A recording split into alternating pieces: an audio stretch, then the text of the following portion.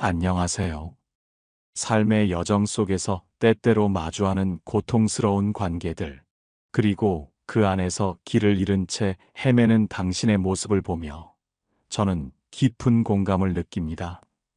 누군가의 무례함과 이기심에 계속해서 아파하면서도 과연 이것이 옳은 일인지, 내가 너무 예민한 것은 아닌지 스스로를 자책하고 계시지는 않으신가요? 오늘은 바로 그런 당신의 마음을 위로하고 동시에 단호한 결단을 내릴 용기를 드리고자 합니다. 바로 쓰레기들에게 너그럽지도 베풀지도 말하는 다소 강렬한 주제를 통해서 말이죠. 하지만 이 말은 결코 타인을 미워하라는 의미가 아닙니다. 오히려 당신 자신을 지키고 당신의 소중한 에너지를 낭비하지 말라는 철학적인 조언에 가깝습니다. 지친 당신의 마음에 작은 위로와 지혜의 빛이 되기를 바라며 첫 번째 이야기부터 시작해 보겠습니다. 우리는 종종 사람을 만나면서 상대의 단점보다는 가능성을 먼저 보곤 합니다.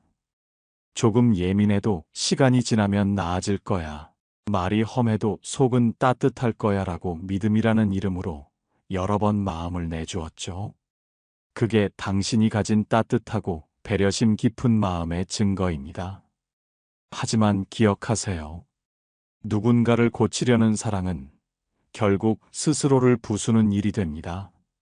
사람은 쉽게 바뀌지 않으며 특히 변하지 않겠다는 의지를 가진 사람은 그 어떤 계기 앞에서도 그대로 남아있기 때문입니다. 철학자 니체는 이렇게 말했습니다. 사람을 너무 오래 들여다보면 그 사람 안의 심연이 내 안으로 들어온다. 당신이 아무리 온기를 건네도 상대가 그 손길을 짓밟을 준비가 되어 있다면 그 인내는 미덕이 아니라 자기 파괴가 됩니다. 어쩌면 그들은 당신이 참을 줄 아는 사람이라는 걸 너무 잘 알고 있었는지도 모릅니다. 그래서 더 멀리, 더 거칠게 선을 넘고 말끝마다 당신의 죄책감을 건드립니다. 그래도 내가 이해해줘야지. 넌 원래 착하잖아. 그 말은 칭찬이 아니라 당신을 계속 붙들어 두려는 사슬일 수 있습니다. 한 철학자는 묻습니다. 당신은 지금 용서하고 있는가? 아니면 포기당하고 있는가? 그 질문 앞에서 마음이 흔들린다면 이미 당신은 충분히 지쳐 있었다는 뜻입니다. 당신이 누군가를 오래 견딘다면 그건 당신이 그만큼 깊은 마음을 가졌다는 증거입니다.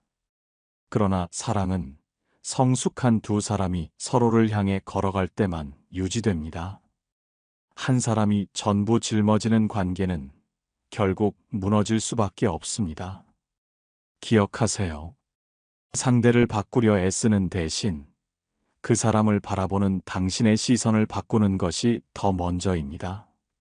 때로는 손을 놓는 것이 가장 단단한 선택일 수 있으니까요. 당신의 평화와 안녕이 그 어떤 관계보다 소중하다는 것을 잊지 마십시오. 두 번째 이야기입니다. 반복되는 상처는 실수가 아니라 선택입니다. 내가 그런 뜻으로 말한 건 아니었어. 미안해. 나도 힘들어서 그랬어. 당신은 또 한 번 고개를 끄덕입니다. 그 말 안에 숨겨진 진심을 찾기 위해 애쓰면서요. 하지만 멈춰서 생각해 보세요. 그 사람이 같은 방식으로 당신을 아프게 한 게 이번이 처음이었을까요? 아니면 익숙한 상처 위에 덧칠된 또 하나의 흔적일 뿐이었나요? 스토아 철학자들은 말합니다. 통제할 수 없는 타인의 행동에 감정을 쓰지 말라고.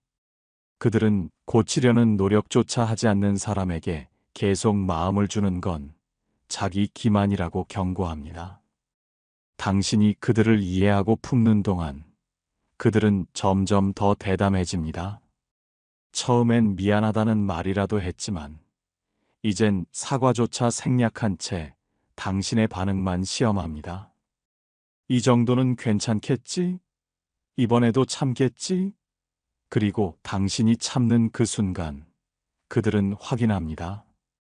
이 관계는 내가 쥐고 있다고. 이쯤에서 묻고 싶습니다. 그 상처는 실수였나요? 아니면 반복되는 습관이었나요? 우리는 종종 누군가의 고의적인 무례를 사정이 있어서라는 말로 감싸 안습니다. 그러나 그 사정이 항상 당신에게만 향하고 있다면 그건 사정이 아니라 권리처럼 여기는 착각일 뿐입니다. 노자의 말처럼 물은 단단한 것을 이기고 물은 바위를 뚫지만 그것은 바위가 물의 진심을 받아들였을 때의 이야기입니다. 아무리 부드러운 물이라도 바위가 닿을 생각조차 없을 때 그 만남은 무의미해집니다. 당신의 온기를 진심으로 받아들일 준비가 없는 사람에게 계속 흘려보내는 것은 스스로를 마르게 만드는 일입니다. 오늘도 누군가를 이해하느라 당신의 마음이 고단했다면 그 지친 마음을 먼저 안아주세요. 그게 진짜 좋은 사람의 시작입니다. 당신의 지혜가 당신을 보호할 것입니다. 세 번째 이야기입니다. 착한 사람이 먼저 무너지는 이유. 착하게 산다는 건 때로 너무 큰 짐이 됩니다. 어떤 사람은 그 착함을 기꺼이 존중하지만 어떤 사람은 그 착함을 무력으로 받아들입니다. 그래서 묻습니다. 당신이 착한 건가요? 아니면 싫은 소리를 못하는 건가요? 이 질문은 아주 조심스럽게 마음을 건드리지만 피할 수 없는 진실을 끌어올립니다. 아리스토텔레스는 말합니다. 덕이란 과하지도 부족하지도 않은 상태라고. 너무 착한 것도 사실은 덕이 아니라고요. 그것은 때로 경계하지 못한 나약함이 됩니다. 참는 사람은 늘 마음속으로 이렇게 되뇌입니다. 내가 조금만 더 참으면, 내가 먼저 이해하면 하지만, 그렇게 쌓인 참음은 결국 몸과 마음, 관계가 먼저 무너지는 결과를 낳습니다. 사람은 누구나 자신에게 유리한 규칙에 익숙해지기 마련입니다. 계속 참아주는 사람 곁에서는 조금의 반성 없이 더 많은 요구를 하게 됩니다.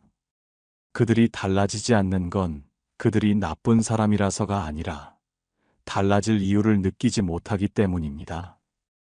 변화를 이끄는 것은 사랑이 아니라 경계입니다. 한 철학자는 말했습니다. 좋은 관계란 서로가 서로에게 선이 되어줄 때 가능하다고.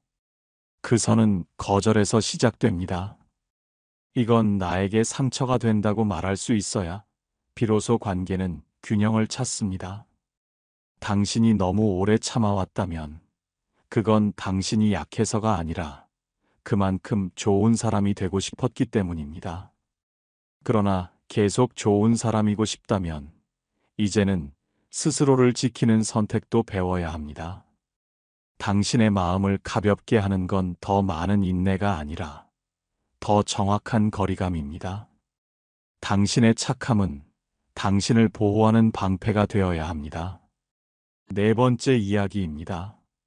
모든 사람을 품을 필요는 없습니다. 당신은 가끔 그런 생각을 하셨을 겁니다. 왜 나는 사람을 쉽게 미워하지 못할까? 왜 나는 자꾸 용서하고 돌아서지 못할까? 그건 당신이 약해서가 아니라 사람을 포기하지 않는 마음이 있기 때문입니다. 하지만 생각해 보세요. 모든 사람을 이해하려는 그 시도가 결국 누구를 지치게 만들고 있었는지. 노자는 물이 만물을 이롭게 하되 다투지 않는다고 했지만 그 말은 결코 모든 것을 그대로 받아들이라는 뜻이 아닙니다. 물은 흐르되 방향을 고릅니다. 흐르지 말아야 할 것은 피해갑니다. 당신 또한 그래야 합니다. 쓰레기를 껴안는다고 꽃이 되는 건 아닙니다. 악취를 품는다고 향기가 피어나지도 않습니다. 사람도 마찬가지입니다. 계속해서 무례하고 상처를 주고 바뀔 의지도 없는 이들을 억지로 끌어안는 건 그들을 위해서도 당신을 위해서도 옳지 않습니다. 소크라테스는 스스로 말했습니다. 나는 모든 사람을 기쁘게 할 수 없다. 다만 스스로에게 떳떳하려 노력할 뿐이라고. 그는 진리를 향한 질문 앞에서 누구와도 타협하지 않았고, 그래서 때론 미움을 샀습니다. 그의 삶은 우리에게 말합니다. 당신의 진심이 닿지 않는 이들과 거리를 두는 것은 패배가 아니라 고요한 승리라고. 어떤 관계는 계속해서 당신 안의 자존감을 갉아먹습니다. 상대는 절대 죄책감을 느끼지 않으면서 당신에게만 무한한 인내를 요구합니다. 그런 이들을 이해하는 것이 언제부터 미덕이 되었을까요? 어쩌면 우리는 착하다는 평가를 받기 위해 스스로를 내주고 있었는지도 모릅니다. 하지만 이제는 달라야 합니다. 모든 사람을 품을 필요는 없습니다. 당신의 마음은 충분히 소중하니까요. 그 소중함을 함부로 대하는 사람에게 더 이상 머무르지 말아야 합니다. 당신이 떠나도 세상은 여전히 돌아갑니다. 그리고 그 자리에 남은 이들은 비로소 스스로의 무게를 느끼게 될 것입니다. 당신의 진정한 평화를 위한 선택을 지지합니다. 5번째 이야기입니다. 끝내 달라지지 않는 사람들에 대하여. 인간은 변할 수 있는 존재입니다. 하지만 동시에 인간은 변하지 않기로 결심한 존재이기도 합니다. 그 차이를 구분하지 못하면 당신은 계속해서 같은 상처를 반복하게 됩니다. 변하지 않는 사람들의 공통점은 자신의 말과 행동이 타인에게 어떤 영향을 주는지 전혀 돌아보지 않는다는 데 있습니다. 그들은 늘 상황 탓을 하고 감정에 핑계를 대며 책임을 타인에게 미룹니다. 그리고 그런 사람들 곁에는 당신 같은 이들이 있습니다. 이해하고 감싸고 대신 사과하는 사람들.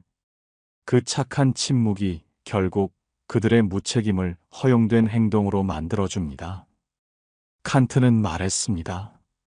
도덕은 타인의 시선이 아닌 스스로의 이성 안에서 확립되어야 한다고.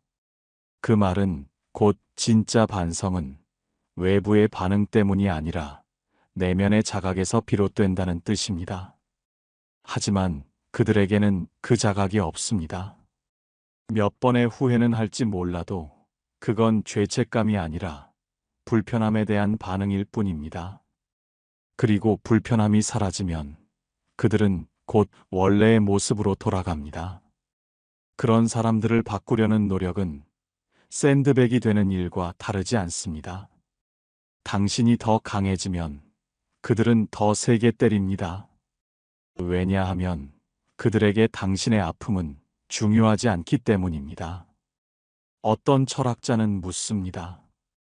당신이 지켜야 할 사람은 누구인가? 바로 당신 자신이다. 그 말이 지나치게 이기적으로 들린다면 당신은 너무 오래 나보다 남을 먼저 생각해 온 겁니다.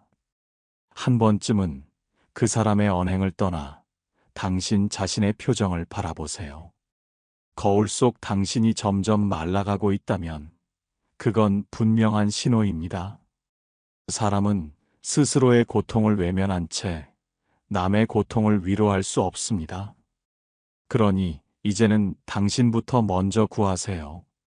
당신은 구원자가 아닙니다. 당신은 단지 상처 입지 말아야 할 사람입니다. 스스로를 향한 사랑이 가장 큰 변화의 시작임을 기억하십시오.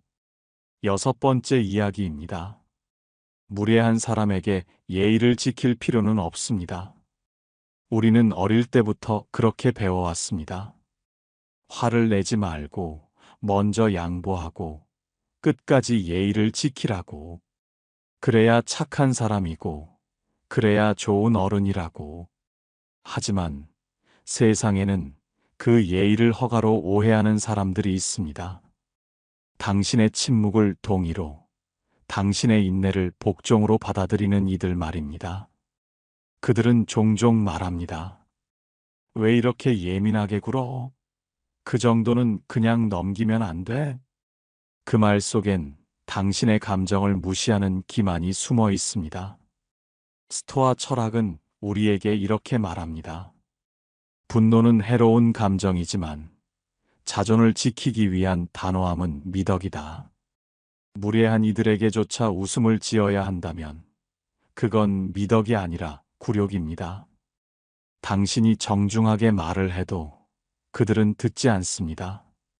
그들에게 필요한 건 예의 있는 설득이 아니라 명확한 선긋기입니다. 아무리 착한 말이라도 1000번 반복된 무시 앞에서는 의미를 잃게 됩니다. 그럴 땐 더 이상 친절할 필요가 없습니다. 예의는 서로 주고받는 것이어야 하고 그 균형이 깨진 순간부터는 침묵도 양보도 착한 척도 전부 무기력해질 뿐입니다. 니체는 양떼의 도덕을 경계했습니다. 모두가 고개를 숙이고 있을 때 단 한 명이라도 고개를 들 수 있어야 진짜 인간답다고요.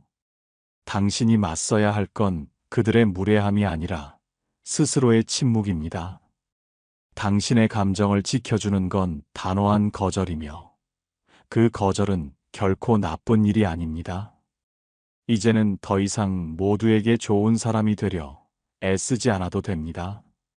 무례한 사람에게조차 예의를 지키려는 마음, 그것이 오히려 당신을 더 깊이 다치게 했다는 걸 기억하세요.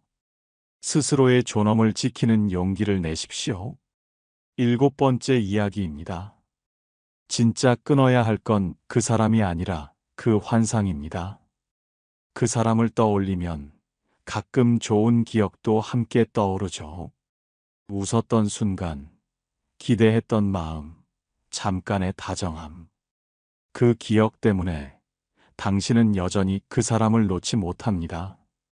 하지만 조용히 되물어 보세요. 그 사람이 정말 좋았던 걸까요? 아니면 좋았으면 하는 바람이 당신을 붙잡고 있는 걸까요? 철학자 칼 융은 말했습니다. 사람은 외부의 현실보다 내면의 투사에 더 강하게 이끌린다고. 우리는 상대의 진짜 모습보다 내가 기대하는 이미지를 사랑하게 됩니다. 그래서 아프고 그래서 지칩니다.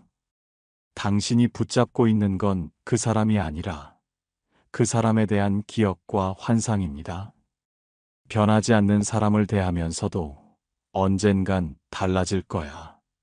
예전의 모습으로 돌아올지도 몰라 이런 기대를 반복하는 건 당신의 마음속 어딘가에서 그 관계를 아직도 가능성으로 착각하고 있기 때문입니다. 하지만 이제는 받아들여야 합니다. 사람은 가끔 되돌아오지 않고 달라지지 않으며 처음부터 그랬던 것일 수도 있다는 것을요.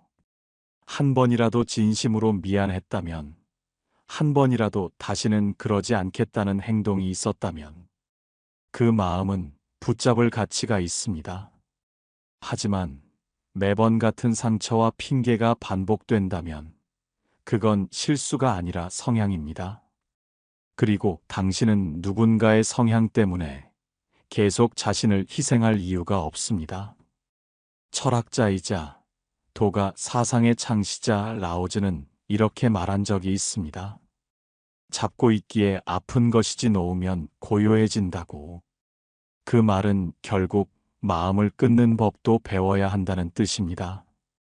당신이 지금 끊어내야 할 건 그 사람 하나가 아니라 그 사람에 대해 품고 있던 언젠가 달라질지도 모른다는 환상입니다. 그 환상이 사라질 때 비로소 당신은 현실을 마주하게 됩니다. 그 현실은 조금 차갑지만 반대로 당신을 더 이상 다치게 하지는 않을 겁니다. 환상에서 벗어나 진정한 자유를 찾으십시오. 8번째 이야기입니다. 떠나야 할 이유는 언제나 충분했습니다. 당신은 참았습니다. 10번을 참았고 100번을 이해했습니다.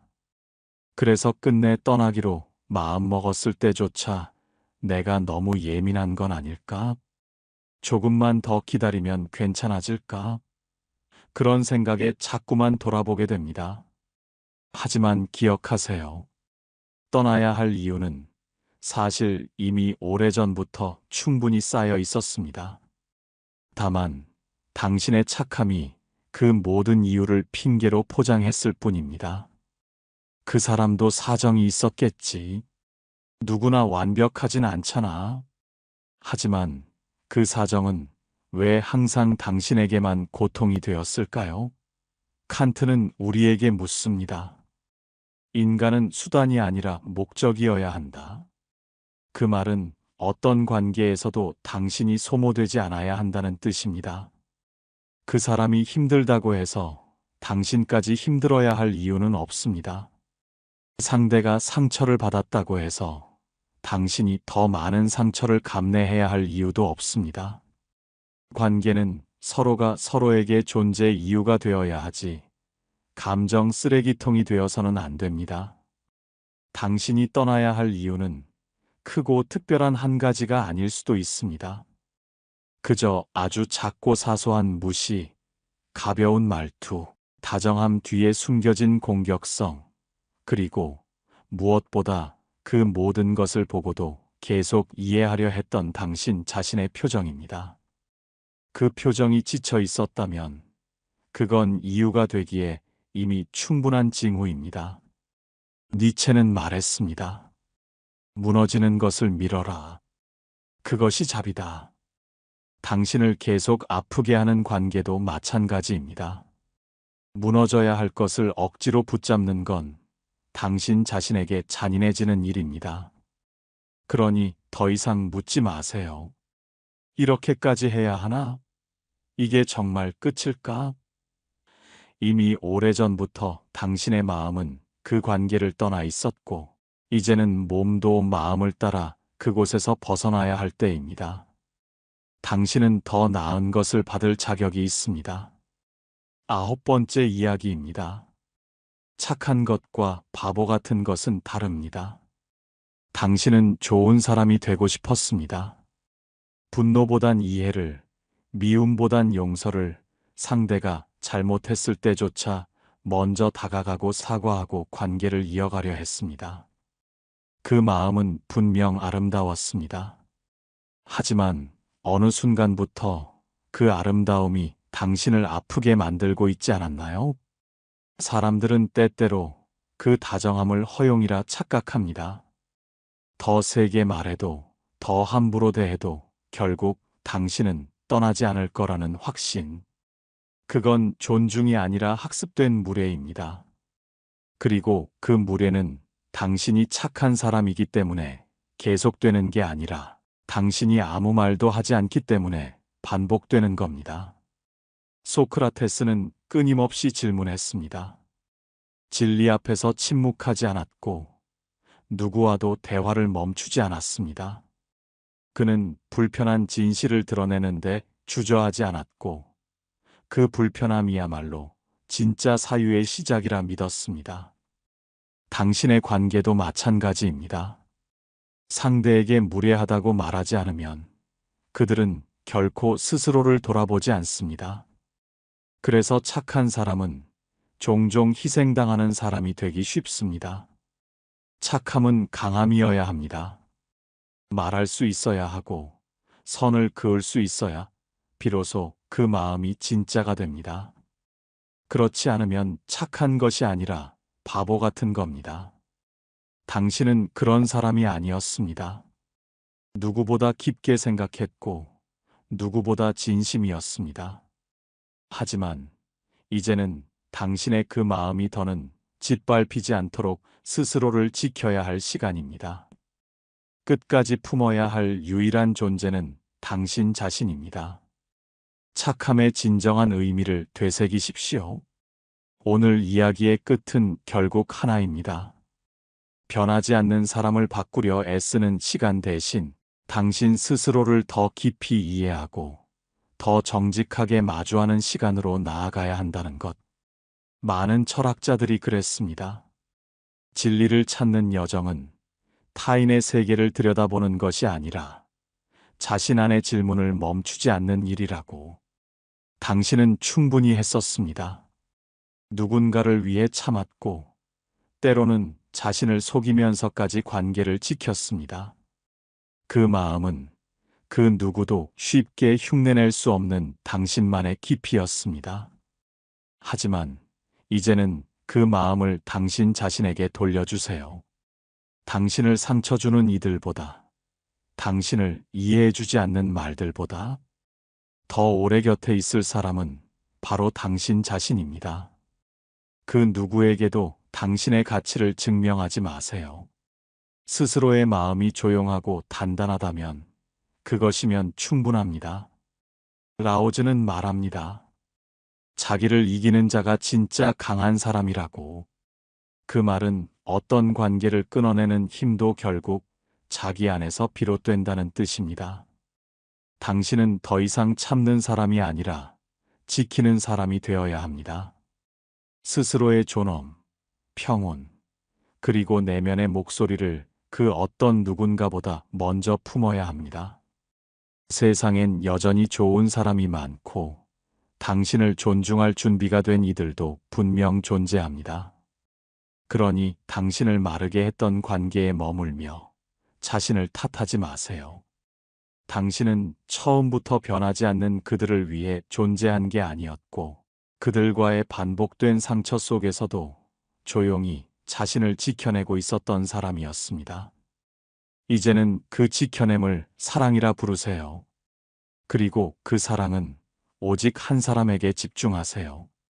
지금 이 순간 떠올랐던 그 얼굴이 있다면 당신은 이미 그 관계에서 충분히 애쓰고 있었다는 뜻입니다. 이제는 그 애씀을 자신에게 돌려주세요. 조금씩 천천히 당신의 마음을 회복하는 길 위에서 이 이야기가 작은 위로가 되었기를 바랍니다. 당신은 소중하며 그 어떤 것보다 당신의 평안이 우선되어야 합니다. 자신을 위한 단호한 결정을 내릴 용기를 가지세요. 당신의 삶은 당신의 것입니다. 이 이야기가 당신의 여정에 작은 위로와 힘이 되었기를 바라며 더 이상 아프지 않을 당신의 내일을 응원합니다. 스스로를 사랑하는 이 여정에 함께하고 싶다면 좋아요와 구독으로 저희와 함께 걸어가 주세요. 평온한 하루 보내십시오. 함께 해주셔서 고맙습니다.